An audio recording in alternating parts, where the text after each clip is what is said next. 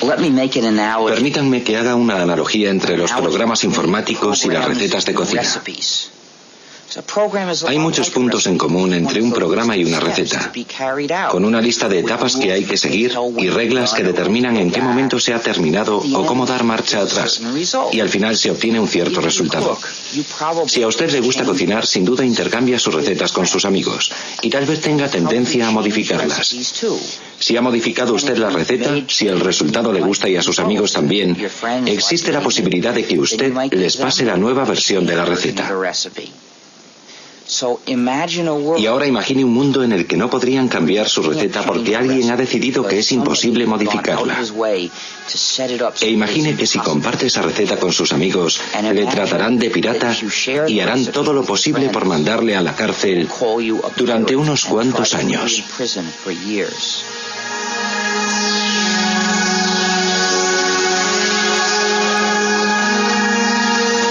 Código Linux.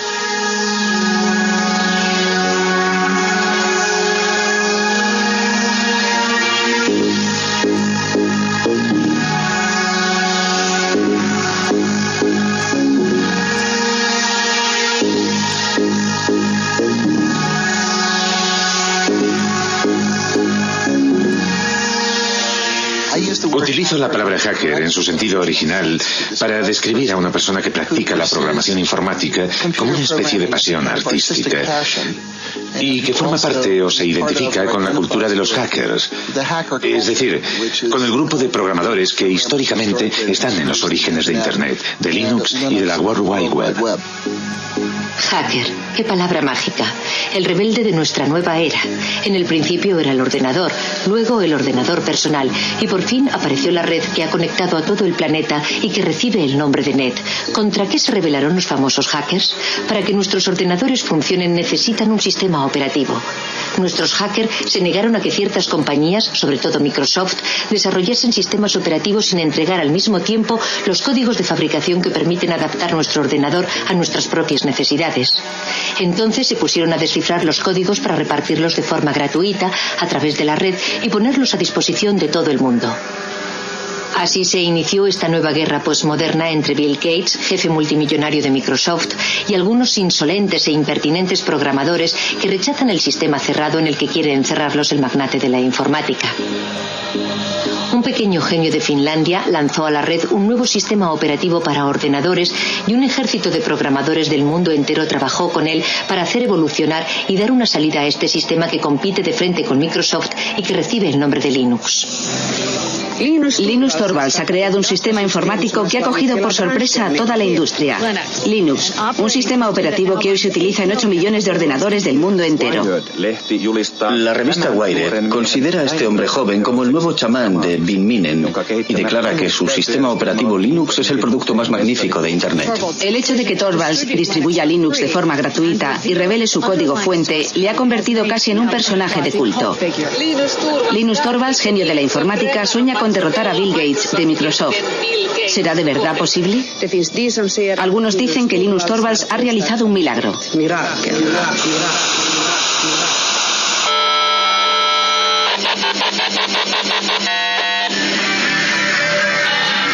Todos estos programadores, como hormigas obreras unidos entre sí por la red, han hecho evolucionar la proposición de base de Linus Torvalds, adaptándola, modificándola, enriqueciéndola y creando así uno de los mejores sistemas operativos del mundo.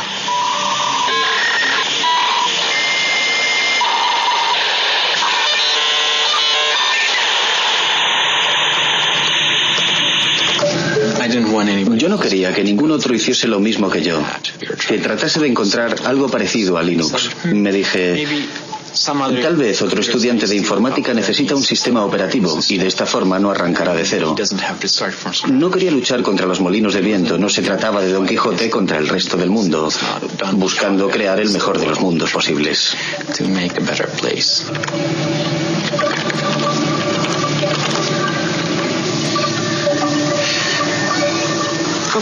¿Tienes hambre, Randy? Prefiero trabajar con la gente por el correo electrónico a hacerlo cara a cara. Cuando estás delante de una persona tiendes a entrar en todas las discusiones típicas de las reuniones y a perderte en detalles que sobre todo no deberían tener importancia. Cuando te comunicas por email en general te tomas un tiempo para reflexionar antes de enviar tu respuesta.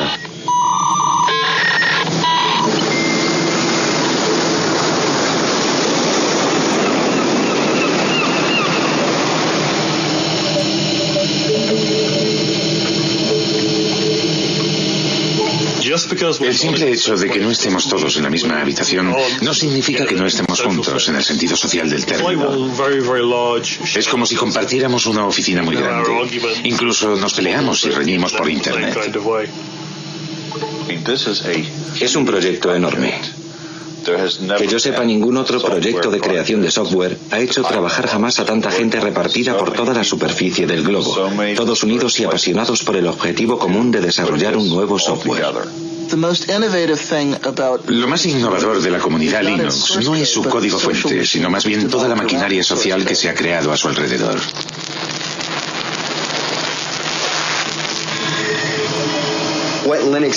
Para explicar lo que es Linux, empezaría por decir que cada ordenador es diferente, cada lector de disquetes es diferente, cada disco duro es diferente, cada controlador de vídeo es diferente y Linux es el sistema que sabe lo que hay que hacer para que todos esos componentes del ordenador ejecuten una tarea simple como borrar el documento o leer el archivo que hay en este disquete o dibujar esta imagen en la pantalla. Linux sabe cómo hablar a esos diferentes componentes materiales y les permite efectuar las operaciones corrientes que realizamos a diario con nuestros ordenadores. ¿A qué nos referimos con exactitud cuando decimos Linux? Algunos se refieren al sistema operativo informático global sobre el que reposa todo lo que ocurre en el interior de nuestro ordenador. Otros utilizan el término Linux para designar la parte más importante del programa, el kernel o núcleo.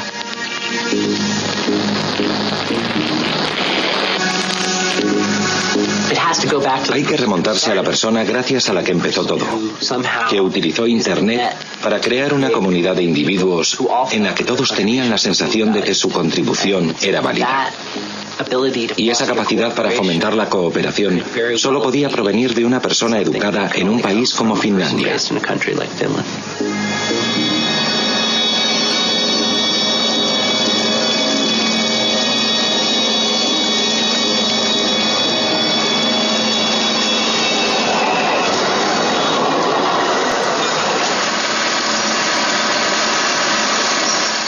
...1969 fue un año fantástico. Los primeros pasos del hombre en la luna, el festival de Woodstock, el nacimiento de ARPANET, antepasado de Internet, los inicios de Unix, el sistema operativo de los grandes ordenadores, y el 28 de diciembre el nacimiento de Linus Torvalds.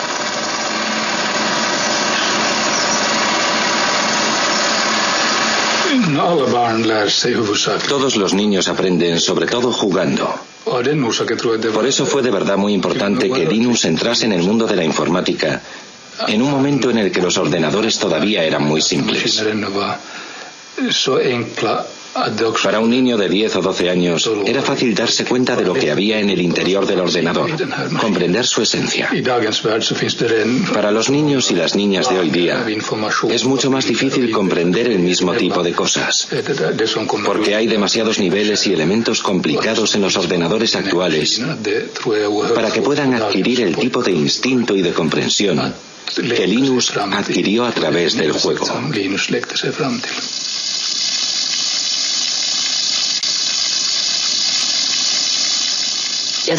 Fue como un flechazo inmediato, tanto para su padre como para Linus.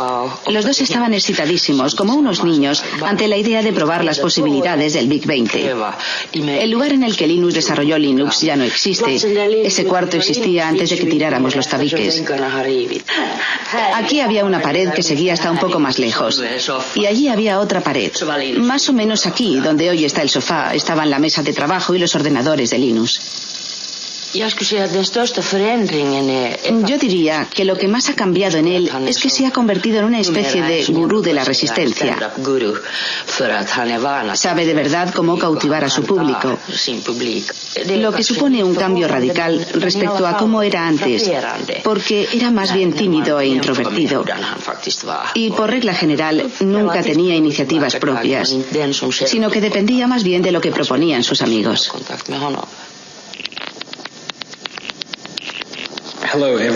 Hola a todos los que utilizan Minix. Estoy creando un sistema operativo gratuito. Es solo un hobby, no se trata de nada enorme ni profesional como GNU para los clones 386-486-AT. Me gustaría recibir todo tipo de comentarios sobre lo que la gente piensa de Minix, porque mi sistema operativo se parece un poco al suyo. Todas las sugerencias serán bien recibidas, aunque no prometo que las vaya a incluir todas. Firmado linustorvalds@cruna.helsinki.fi. 1991. Se derrumba la Unión Soviética. Comienza la Guerra del Golfo. El físico británico Tim Berners-Lee crea un sistema de hipertexto al que llama World Wide Web. Microsoft va camino de dominar el mundo. Y el 17 de septiembre, Linus Torvalds envía la primera versión de Linux, la 0.01, al mundo entero vía Internet. Las primeras reacciones llegan al cabo de pocas horas.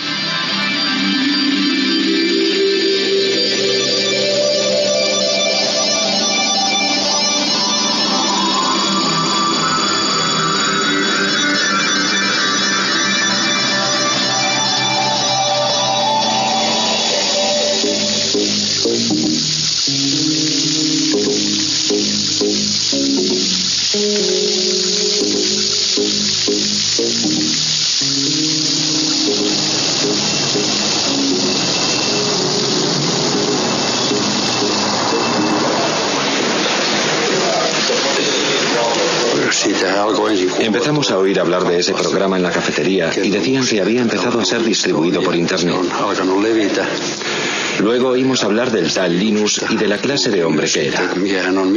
Pero la verdad es que ya se había distinguido con anterioridad por la excelencia de sus resultados.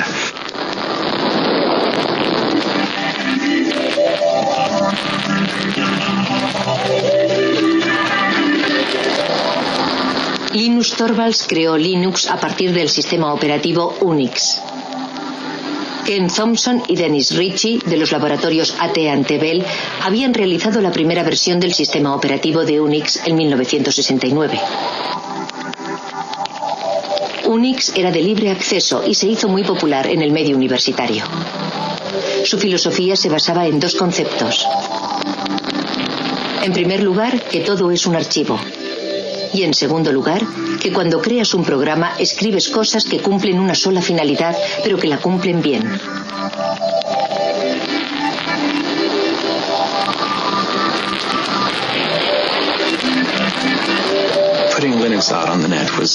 Nos pareció natural poner Linux en la red. Había muchas y buenas razones para ello. En especial el hecho de que era una buena idea hacer que Linux fuese accesible a otra gente que podría ponerlo a prueba y enviarme sus comentarios. De hecho, Linus podía elegir entre dos opciones. Podía distribuir Linux de forma gratuita o podía tratar de venderlo. Linux jamás se habría vuelto tan importante si Linus Torvalds hubiese tratado de obtener un beneficio comercial. Nadie lo hubiera comprado, habría sido una maniobra inútil. Ya llevamos aquí un montón de tiempo. La distribución de Linux está en su tercera generación. Nos costó mucho trabajo encontrar sitio para Linux. Sí. Al principio, Linus no quería distribuir Linux de forma gratuita y estuvo reflexionando durante mucho tiempo para decidir bajo qué copyright presentarlo. Luego, poco a poco, conseguí convencerle de que lo sacara bajo el copyright de GNU. Linuxin julkistamaan Linuxin GNU-copyrightin alla. Sobre todo porque el programa de compilación que utilizaba había salido bajo la licencia GPL, así que acabé decidiendo que utilizaría también la licencia GPL. La licencia GPL fue fundada por la Free Software Foundation a mediados de los años 80. Esta fundación especifica que si uno cambia o modifica el código, debe poner sus cambios y mejoras a disposición de todo el mundo, de forma gratuita. La licencia GPL tenía como objetivo impedir que alguien se apropiase del monopolio de una nueva tecnología importante. Pienso que el momento era bueno. Creo que un año antes no habría podido funcionar. Y un año más tarde, cualquier otro habría sacado algo parecido. Internet todavía no había calado de verdad entre el gran público, aunque sí había calado hondo en las redes universitarias. Yo había escrito un programa de lista de correo utilizando el lenguaje de programación C. Tenía que desarrollarlo y añadirle funciones, porque muy pronto hubo miles de personas interesadas en él. Me llevé una sorpresa enorme de que las cosas funcionaran en progresión geométrica. 1 millar de usuarios se transformaba al día siguiente en 2000 y al otro día ya tenías 4000 usuarios. Sin Internet, el desarrollo de Linux habría sido como querer jugar al ajedrez por correo.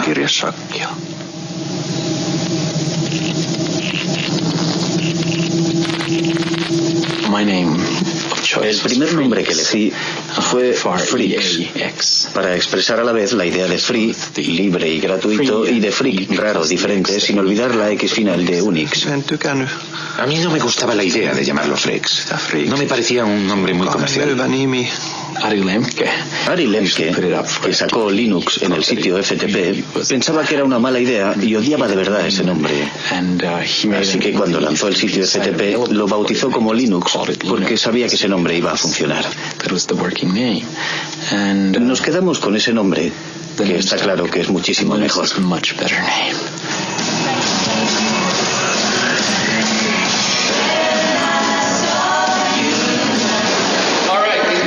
Hoy parece que tenemos un buen montón de geeks y nerds entre nosotros.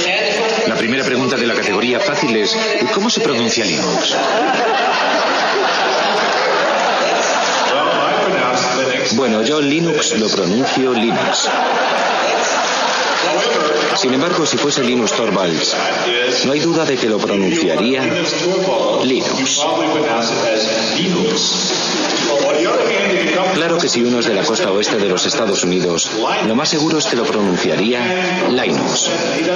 Pero a Linus Torvalds le importa un bledo cómo pronunciéis Linux siempre y cuando lo utilicéis. Empecé a jugar con Linux en julio de 1991, poco tiempo después de que Linux sacase la versión 009 del núcleo. Lo descargué desde Finlandia, jugué con él y me pareció que era muy claro. En aquella época la anchura de la banda de Internet en la conexión transatlántica era muy limitada. Así que resultaba muy trabajoso descargar todos esos paquetes desde Finlandia. Entonces pensé que había que hacer algo para remediar ese problema. Utilicé mi estación de trabajo personal, la que tenía en mi despacho, tsx-11.meet.edu, y creé en ella un archivo espejo de todas las fuentes del núcleo. Fue el primer sitio FTP de Linux que existió en los Estados Unidos. La primera vez que recibí Linux lo descargué en disquetes. Luego lo instalé en una de las máquinas de laboratorio de informática de la Universidad de Pensilvania, por lo que me echaron del laboratorio. Pero en fin, esa fue mi primera experiencia con Linux.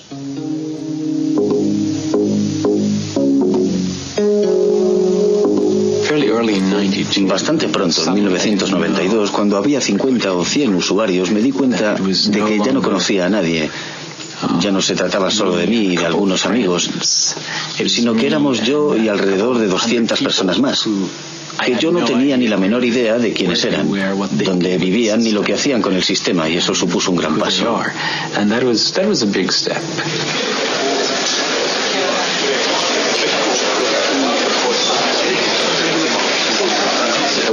En 1994 el lanzamiento de la versión 1.0 fue muy importante y significó mucho para mí porque había supuesto muchísimo trabajo.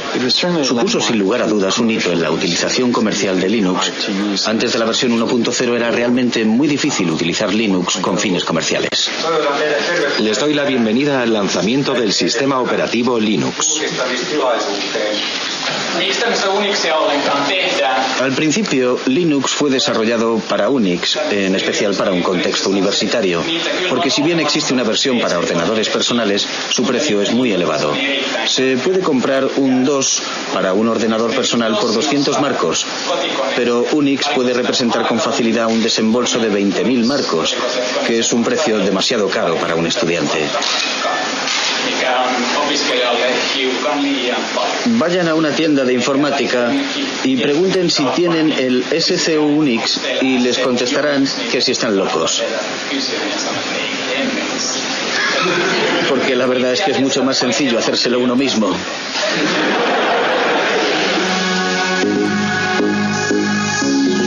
El proceso de desarrollo de Linux es extraño. No se basa en ninguna jerarquía aparente. Todo el mundo puede dar sus sugerencias para cambiar el código. Pero hay una persona que dirige, que toma las grandes decisiones y que selecciona las mejores ideas. Linus, el dictador benévolo.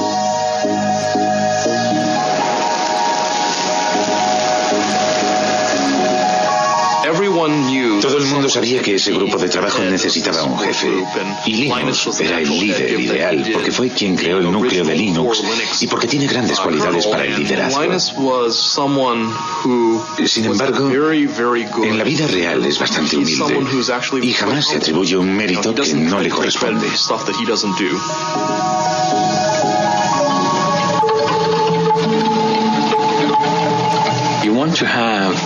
Yo quería que cientos, miles de personas trabajaran en el núcleo al mismo tiempo, pero no quería que se pelearan y se pisaran los unos a los otros, porque en ese caso pierdes mucho tiempo resolviendo los conflictos y te ves metido todo el rato en discusiones acaloradas.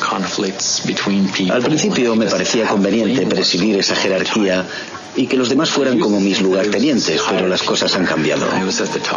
Ahora se trata más bien de una web of trust, de una red de confianzas en la que yo tengo personas en las que confío, que a su vez confían en otras personas.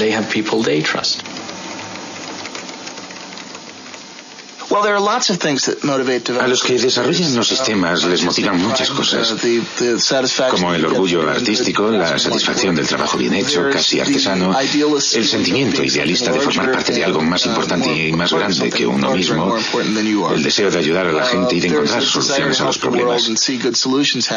Y a falta de remuneración, en la mayor parte de los casos esa gente busca sobre todo forjarse una cierta reputación entre sus colegas.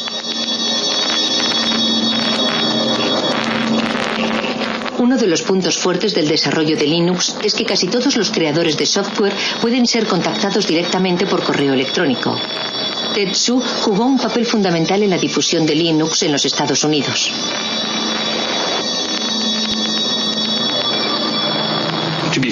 Para ser sincero, es muy fácil decir, si nosotros tomáramos las decisiones, no haríamos esas cosas, pero no recibiríamos todos esos emails diciendo, por favor, quisiera esa nueva función. De modo que no sé lo que haría si de verdad estuviese a cargo de todo. Dave Miller estudia los cambios que los programadores desean aportar al kernel, al núcleo del sistema. Actúa como intermediario entre los programadores del mundo entero y el rey Linux.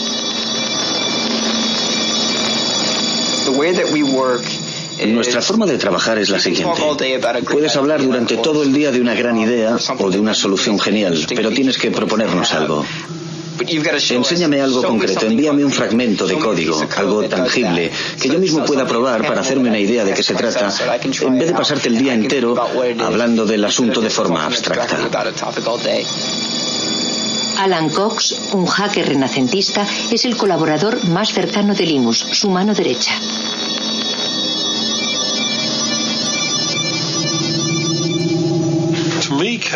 Para mí el código presenta muchas similitudes con la poesía, por ejemplo, o con ciertos tipos de literatura.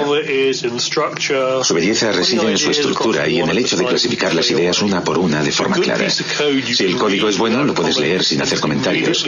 Comprendes de inmediato por qué ha sido escrito y lo elegante que es. Buscarás un código que sea a la vez elegante y claro, pero que no se base en trucos de la programación, que no dé por hecho una hipótesis que en el futuro podría demostrarse que es falsa. Porque lo último que te interesa es tener demasiado código en el núcleo final. En el núcleo de Linux, en general, el código no necesita demasiado esfuerzo para funcionar porque nuestro objetivo no es programar y reprogramar por siempre jamás. Después de haber dirigido el proyecto Linux durante 5 años en Finlandia, en Helsinki, Linus fue reclutado por Silicon Valley en California. Él deseaba descubrir el otro mundo, el del comercio y la industria. Quería salir del mundo universitario.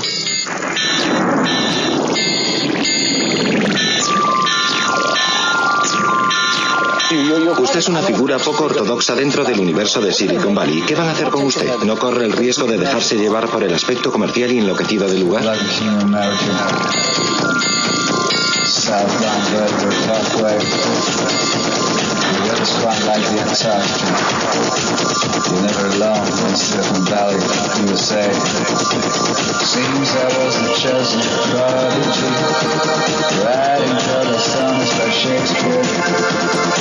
Some sort of balcony we shouldn't even get near.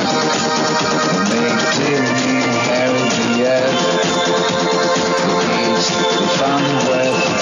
We'll probably sell the shares as soon as we can. Get out and go on to the next thing. We're tired young. Should have been the king of America. The weather's quite like the Antarctica. Southbound Vertigo Parkway. Linus empezó a trabajar para la compañía Transmeta, la empresa misteriosa que se negó durante muchos años a revelar sus actividades. Se sabía, sin embargo, que trabajaba con un código fuente cerrado, siguiendo el ejemplo de Microsoft. ¿Habría cambiado Linus de bando? El mundo de los negocios tiene leyes extrañas. Al mismo tiempo que trabajaba para Transmeta, Linus podía seguir desarrollando su propio software con permiso de sus jefes. Hicieron todo lo que pudieron para obligarme a ser la imagen de Linux y de la comunidad open source en su conjunto. A pesar de que no había sido yo el que había tenido la idea de open source.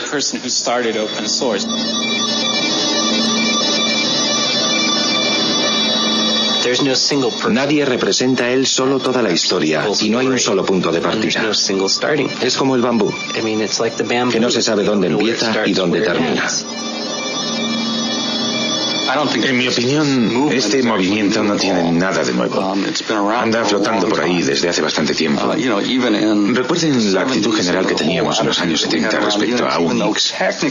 Aunque técnicamente no se trataba de un código fuente abierto y no era gratuito. Necesitábamos a toda costa obtener la licencia de AT&T, pero en aquella época no suponía un problema porque por regla general se podían compartir las cosas de forma gratuita y libre.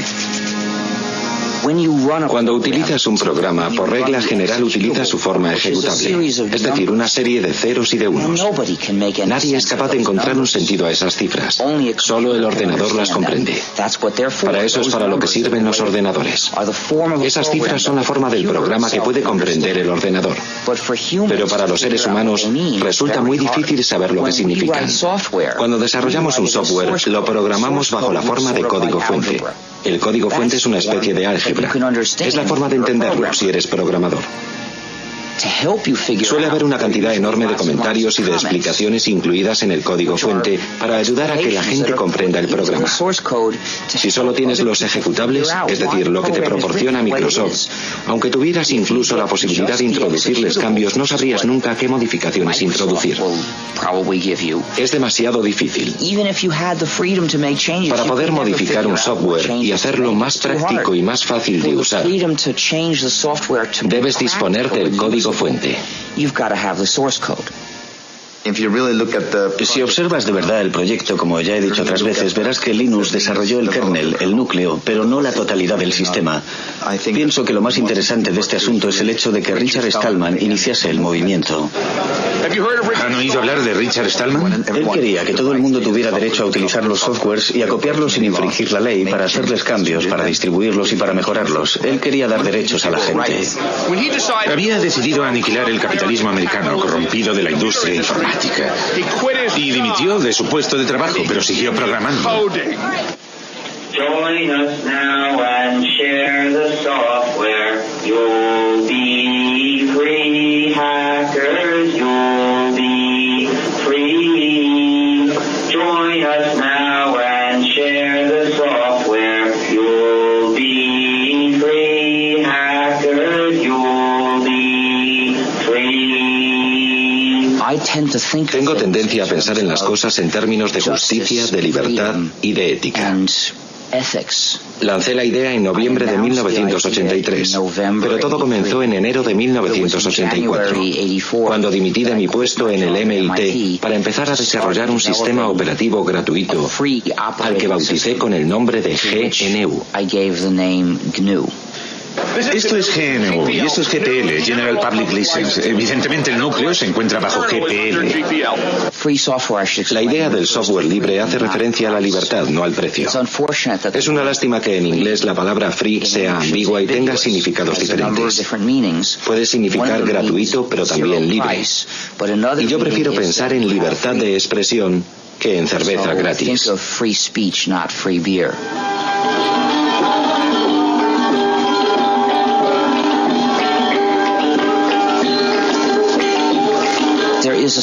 Existe una similitud entre el folclore cuando un poema o una canción se redefine o cambia de forma de un cantante a otro, y la forma en que puede mejorar el software libre.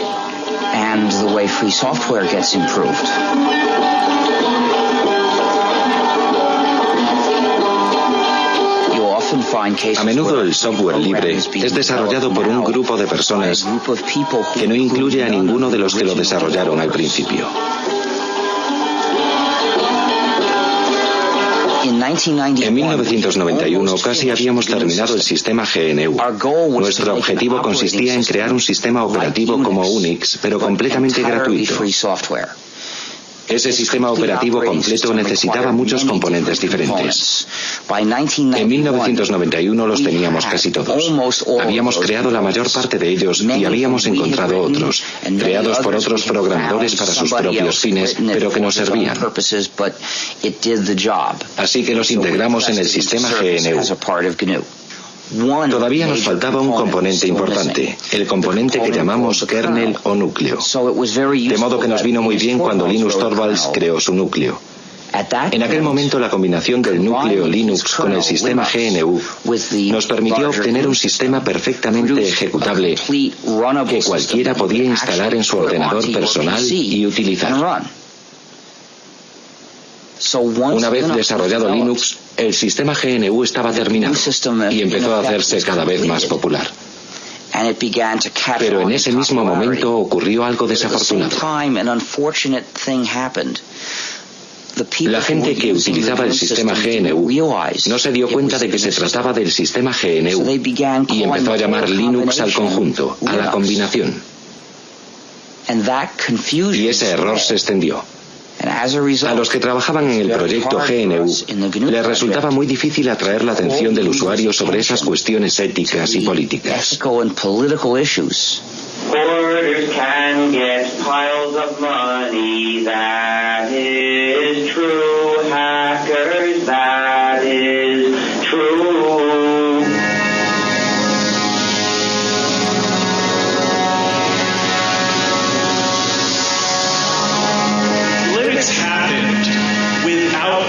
Linux nació sin la ayuda de ricos inversores, incluso a pesar de esa ayuda. ¿Cómo hacer para conservar la magia si se invierte tanto dinero en Linux? Cuando Linux se empezó a comercializar, la gente dijo, no queremos guardar nuestro pequeño proyecto para nosotros solos, y nadie debe ganar dinero con él.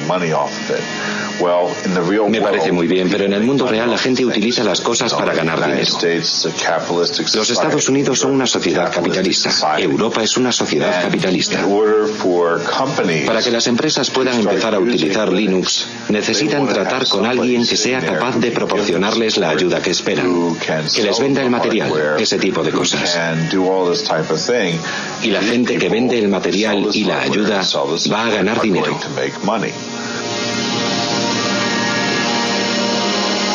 Pocos de nosotros somos hackers. En realidad, son muy pocos los que harán el esfuerzo de descargar su propia versión de Linux en Internet. Todavía son menos los que se dedicarán a tratar de mejorar el código mismo. Aunque Linux sea difícil de utilizar, los clientes han sabido apreciar su gran fiabilidad y la accesibilidad de su código fuente. Para las empresas visionarias se trataba de una oportunidad que no se podía pasar por alto.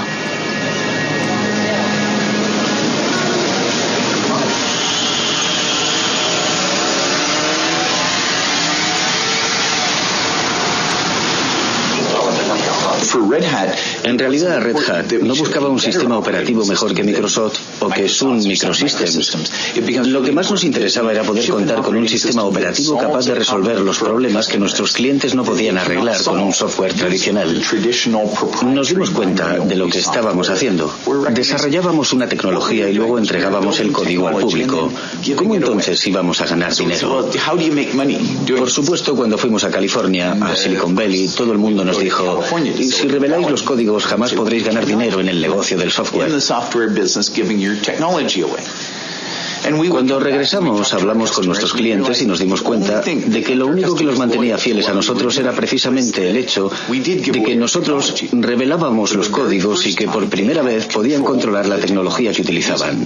El verdadero valor de todos los productos de software reside en la hotline o línea caliente, es decir, en la relación de ayuda permanente que existe entre el vendedor y el usuario. Y eso es lo que proporciona el software, las características de la industria de los servicios y no las de la industria de la producción. Linux funciona de maravilla en el campo de los servidores de aplicaciones de Internet, pero como no es fácil de utilizar por los particulares, solo posee una pequeña participación en el mercado de la informática. El proyecto Genome, con su interfaz gráfica, trata de rellenar ese hueco, pero resulta que los hackers son elitistas y siguen siendo fieles a Linux.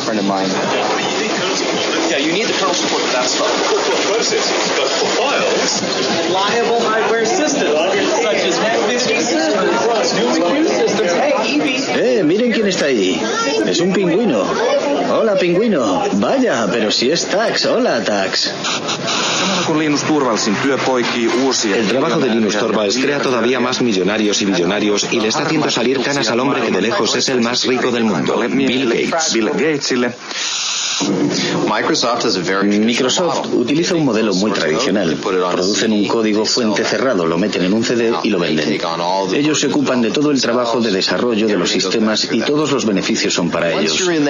Una vez que has entrado en este negocio es muy difícil cambiar de cultura, como por ejemplo orientarse hacia un negocio de cooperación en el que los programas se utilicen para revelar el código. Es muy fácil ganar dinero con los productos cuyo código está cerrado, tengas o no una gran participación en el mercado. Por ejemplo, ahora mismo Microsoft no se siente de verdad incentivado a abrir su código, no le interesa. Pero pienso que Microsoft se verá obligado a hacerlo aunque a regañadientes. A las compañías les interesa seguir siendo propietarias de ciertos algoritmos. Por ejemplo, ciertas empresas han trabajado muchísimo en los algoritmos de compresión, en especial para el streaming multimedia, y no quieren que la gente sepa cómo lo han hecho porque es justo ahí donde reside el valor de su producto.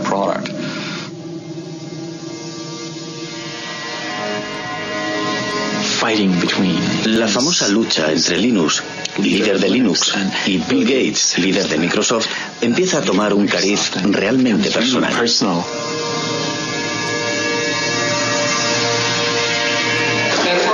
Una pregunta de la categoría rarezas. ¿A quién pertenecen estos labios? Voy a contestar yo. Son los labios de Bill Gates a punto de contar otra mentira más.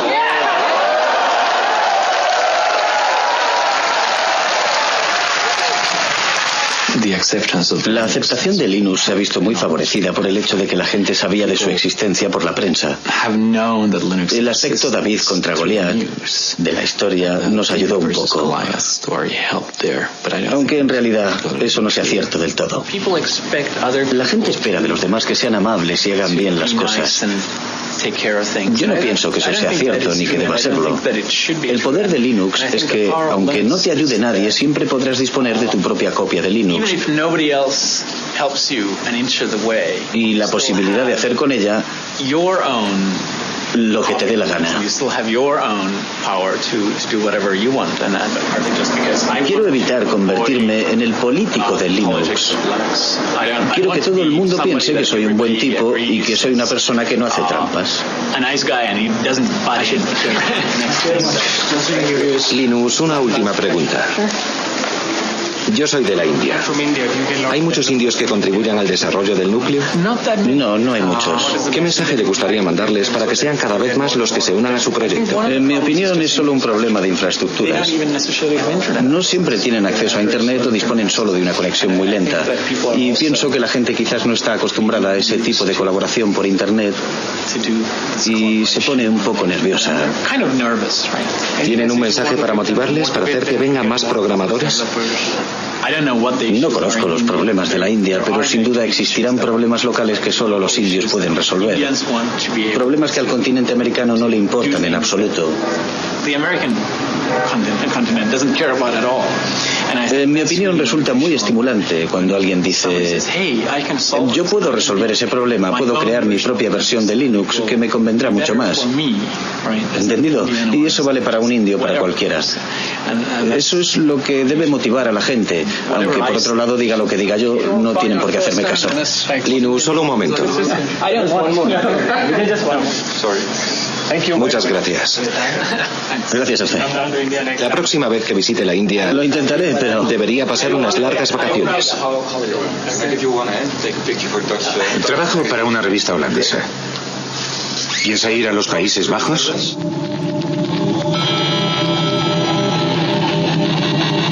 El verdadero valor de Linux puede ser otro que el de anular a Microsoft. Linux fue concebido para funcionar con ordenadores baratos y para resolver problemas corrientes. Si uno no tiene bastante dinero, representa una verdadera alternativa totalmente gratuita. El proyecto Linux empezó en Europa y en los Estados Unidos, pero hoy día el software libre permite encontrar siempre nuevos programadores, procedentes incluso de países en los que la informática está dando todavía sus primeros pasos.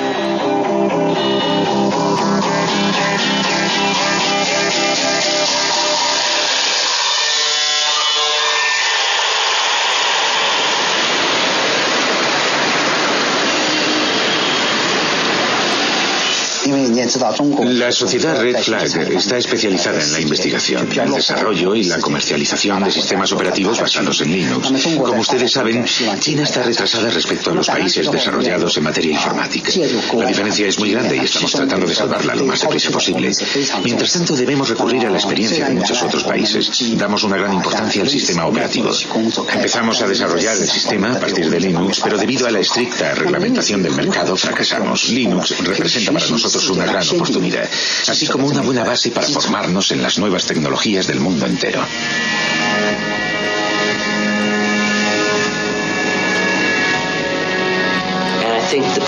Es la mayor transferencia de riqueza que se haya visto jamás entre lo que llamamos el norte industrializado, Europa y Estados Unidos, y el tercer mundo.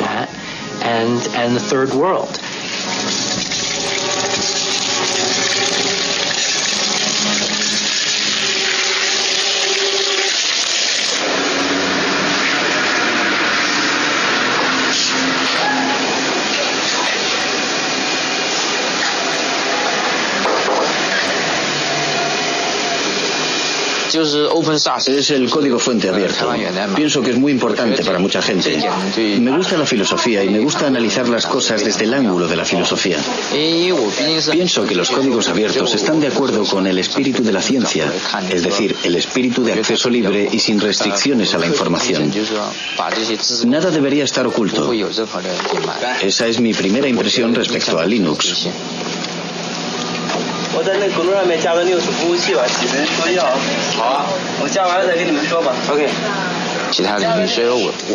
Ese espíritu se podría extender a otros campos. Nunca he pensado que debiera aplicarse únicamente al campo de la informática. Resumiendo, por una parte está una de las clases más privilegiadas de las sociedades capitalistas, los programadores. Pueden ganar tanto dinero con la programación que tienen tiempo libre para dedicarse a sus aficiones. Los programadores como Alan Cox pueden imponer su precio. Son las personas que se encuentran en el vértice de la pirámide, que transfieren su propiedad intelectual, que supone una riqueza enorme, hacia los países pobres. Es el socialismo en acción, aunque a los liberales les horrorice que se mencione siquiera.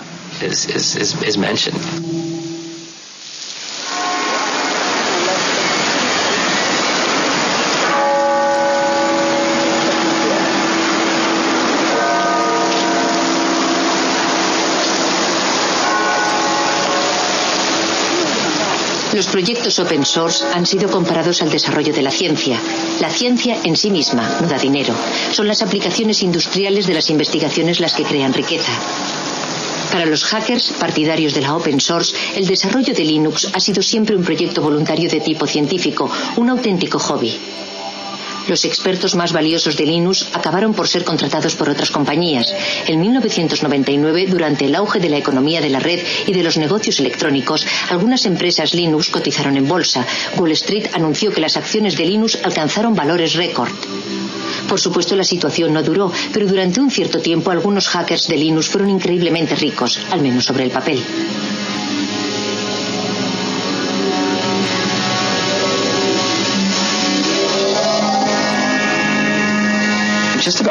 Antes de esa locura bursátil, todos los que participaban en el desarrollo del núcleo y ganaban dinero con Linux permanecieron bastante fieles a sus valores al aceptar esos puestos en nuevas empresas.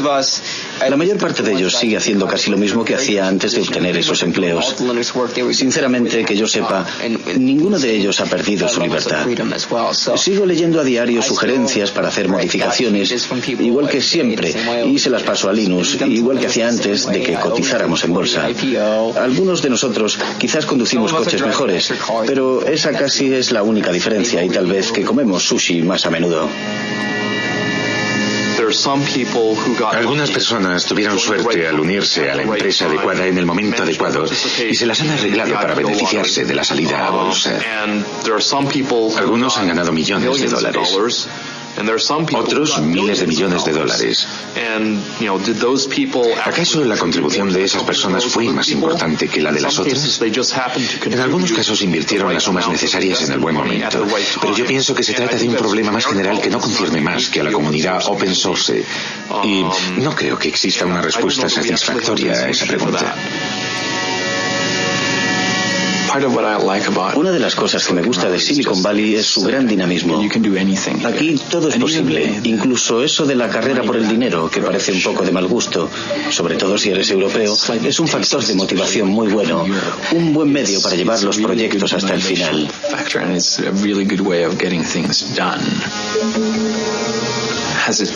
¿Me ha hecho cambiar el hecho de vivir aquí? Supongo que sí.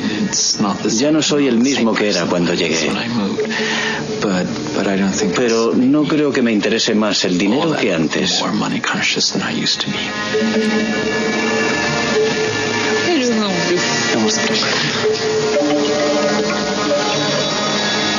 El 11 de septiembre de 2001 trastornó nuestro mundo. Los atentados suicidas de Nueva York asestaron un golpe terrible a la economía, lo mismo que al mundo de la informática. ¿Qué quedará del fenómeno Linux? Hoy día, fragmentos enteros del famoso código Linux forman parte, sin que nosotros lo sepamos, de nuestra vida cotidiana. En nuestros teléfonos portátiles, en nuestros tostadores y en nuestros despertadores. El sueño de Linus Torvalds de liberar la informática tiene posibilidades de hacerse realidad. Y en cuanto a los grandes ideales, tal vez una de las grandes ocasiones perdidas de nuestra época sería el hecho de que el software libre no liberase nada más que un código.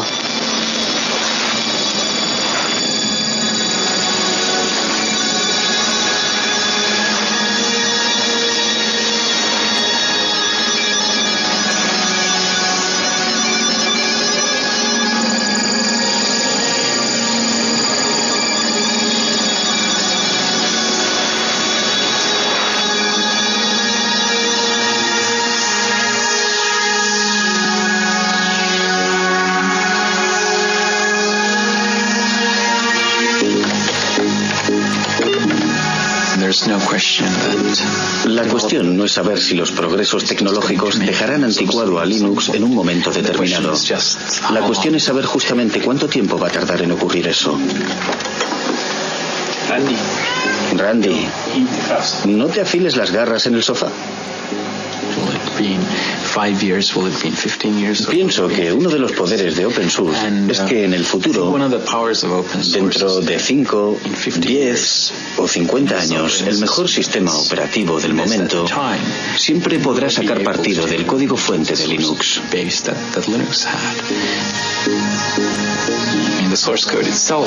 En cierta medida, el código fuente es la memoria de Linux y la gente siempre lo podrá usar como una especie de referencia. Pero hay otra cosa.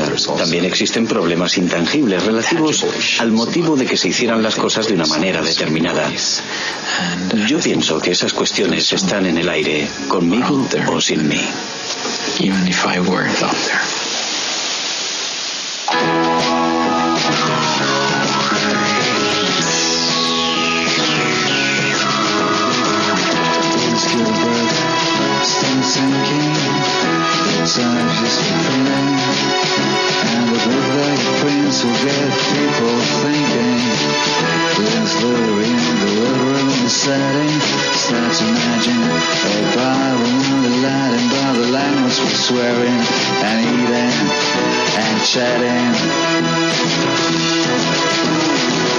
It's nothing steady happens, that is that we see.